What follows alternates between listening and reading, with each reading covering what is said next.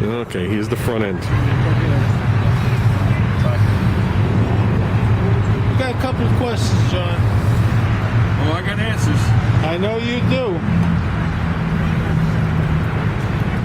How do you like the way this rides, the front end? Okay.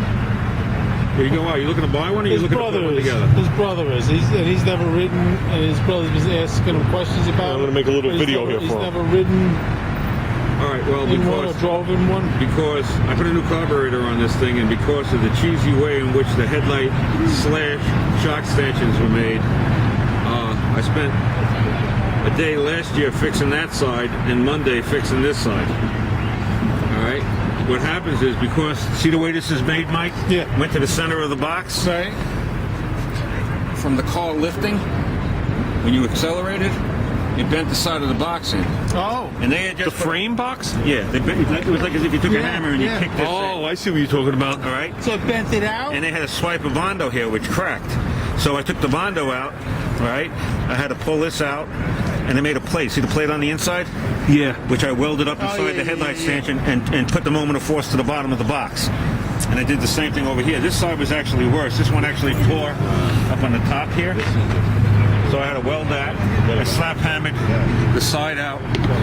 Got that straight, and there was a crack there I had to weld. Then I had to grind everything smooth and then make the plate. And then I filled this in with metal. You know? You think that maybe they put too much heat in it when they welded it? No, I just think it's not robust enough for what they wanted to do. You know, some of the 32s have a separate headlight stanchion from the shock stanchion. Yeah. And those usually bite all the way down along the side of the chassis, so I'm sure that they beef up the chassis in that area. I don't think the Bebop design is that way. It's just the box of the chassis, and they're welding for the side of it. And I don't think that's strong enough for the job it needs to do. But I'm more confident in what I got now than I had. So Now, how's the ride and handling of the front end? this is, let me tell you something. First off, hot rods are something you gotta like. All right, because in general, I don't believe that cars like this are comfortable cars. All right, for a couple of reasons. Normally, they're very short inside. This one happens to have an extended passenger compartment. It's probably 3 or 4 inches longer than a standard 32 would be. If you look at a standard 32, this panel here is probably that long. So this would end here. The doors are a little shorter. All right, so that's one of the things you got to look at when you get in the car. You know, if you're sitting in it and you're like all jammed up with your knees bent, not bad if you're a young man. When you get to my age, you don't want to be bent, your knees bent all the time. You know what I'm saying? So even when I bought this car, I took the seat and I made a couple of rails, put the seat 2 inches further back. Okay. But this seat, when it was all the way back, used to be like there was a gap behind it. And I found it was uncomfortable, so I put that back. So, like I say, in general, Roadsters are not comfortable cars. This one actually rides very nice now. If you want, I'll let you go take it for a ride. No. It's just He's actually looking at a 34. Yeah. It's not really this that I'm talking about. The one he was looking at had that type of front end. Yeah. And I was just curious, the ride and like the steering. You know, if you got good components, they're not bad. You know what I mean? I actually put a good quality. When I got this thing, the tie rod ends were like what came with it, and they were a little sloppy. So I went out and I bought the polished stainless steel ones. They were like $40 each, and it improved it tremendously. You know, got rid of all the slop. It's because they were worn. The car only had 4,000 miles on it. But just poor quality. I don't think the quality was up there, you know, You know, it's like today you go out and you buy an idle around for a car, and it's as bad as the one you're taking out. It's brand new. So, I mean, you never know what you come across. I guess it all depends on, you know, how exotic you go. I mean, if you buy a Pete and Jake's front end, I'm sure that's better than a Speedway front end, but, you know.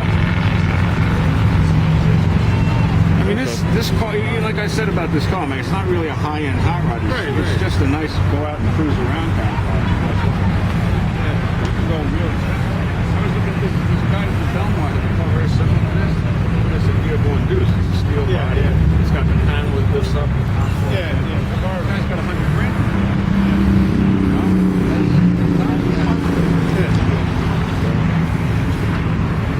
What's the other one? Downs. Downs makes body. Brook too. Yeah. Downs makes plastic. Yeah, Downs makes final one. But it has that panel. Yeah, I think so. That's a 6-inch drop.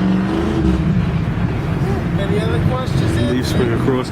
No, the question was the front end because that's what we were talking about. Like I say, in general, roadsters are not the same as driving a GTO. Right. You know what I'm saying? You know that, and we were talking about it earlier.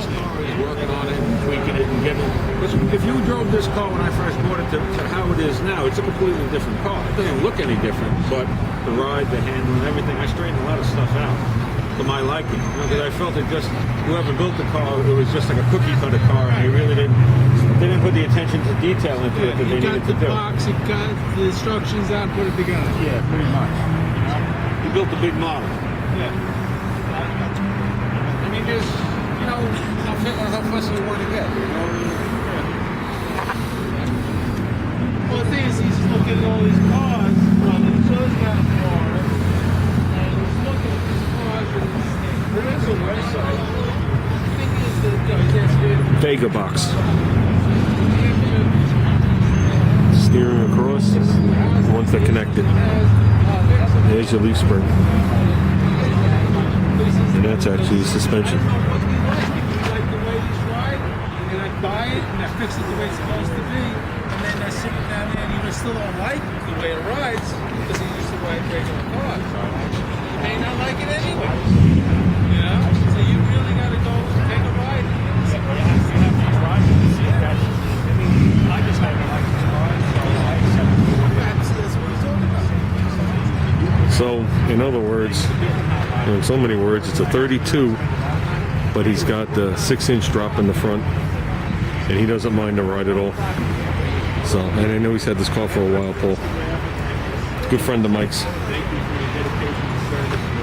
So that's what it looks like if you took all the fenders off, since you can't see anything on the cars you're looking at. I made a 3D So, of it. Went to Walmart, and there's a Vega steering bought a box. frame and some Right here, foam move board, forward. and I made like a And then just shadow run a box. drag link and then a center link. I took one of the Harbor Freight And this flashlights, front end has real wasn't to give tie rod away, ends, not Heim the joints. freebies, and I took the LEDs out of it and I used So- that as a battery holder and I put lights in the thing so you can I don't know if any of that helps. This 3D image in it and have a light go on and it lit up. That seems to be the only front end in the parking lot to look at. And here's the best part. So, After I and had he's it all honest. done, I go to the post office. You know, they got those